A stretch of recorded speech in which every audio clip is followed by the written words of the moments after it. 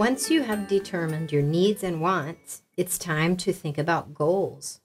Setting goals is a very effective way to get the things you want out of life. At University of Minnesota Extension, we use a particular way to approach setting goals called SMART goals.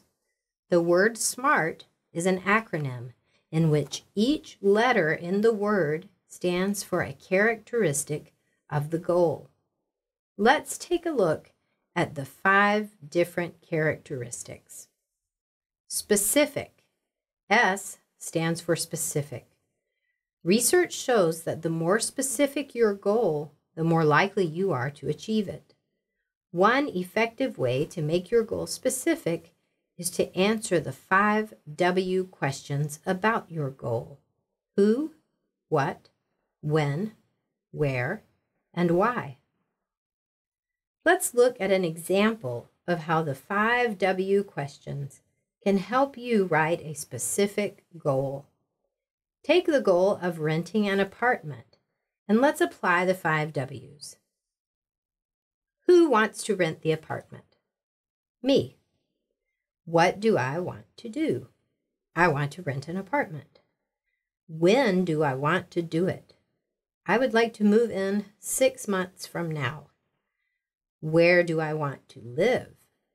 In the city. Why? So I can be closer to my work.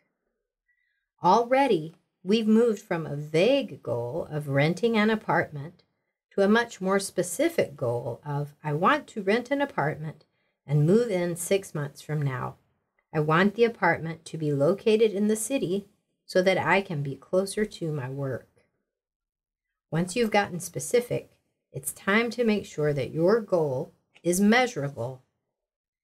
Making sure that your goal is measurable allows you to know when you've achieved it. You want to create a goal in such a way that you know for certain when it's complete. One easy way to do that is to write your goal in such a way that achieving it can be the answer to a yes/no question, a true/false question, or a number. Going back to our example of renting an apartment, I have looked at the average cost of apartments in the city and know that I can expect to pay around $1,000 a month for rent. I also know that in order to rent an apartment, I need to have a security deposit, which is the first and last month's rent. If I want to move in, I will need to have $3,000 saved. To make my goal measurable, I will add that I have achieved my goal when I have saved $3,000. Attainable.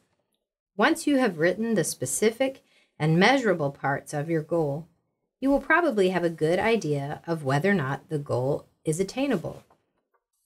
This is a time where people often adjust their goal. You want to make sure that your goal is attainable so that you don't set yourself up to fail. Making your goal attainable ensures that you will give yourself the mental boost and encouragement you need to know that you are capable of achieving your goals.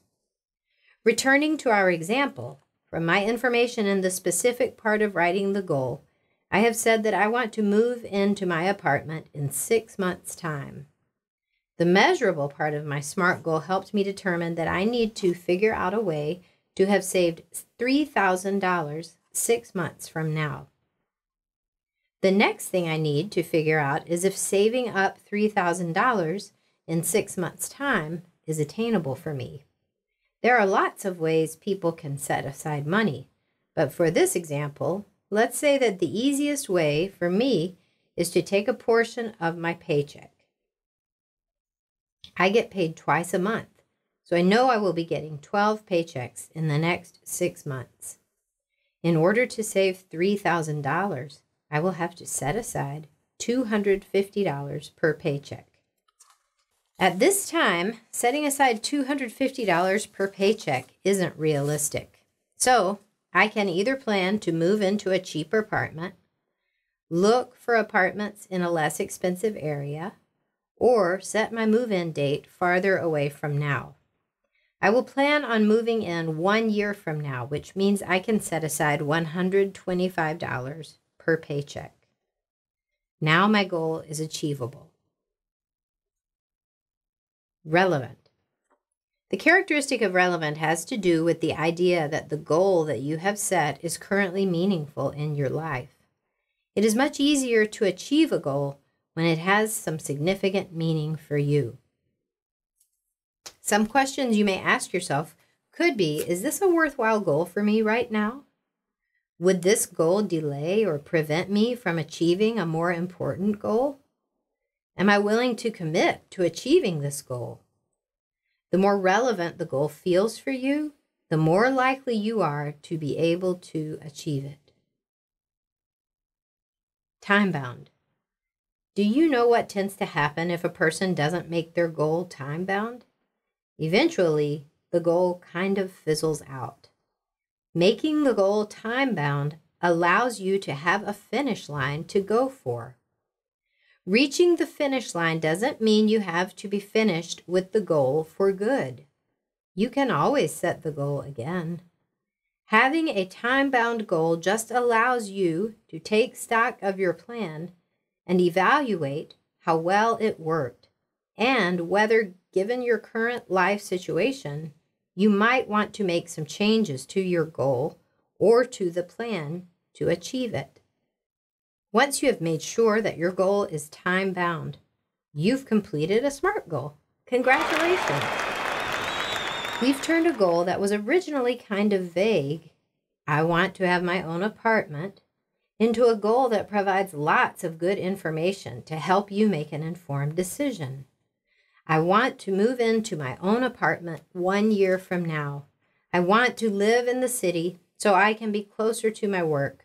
So I will save $3,000 for security deposit and first month's rent.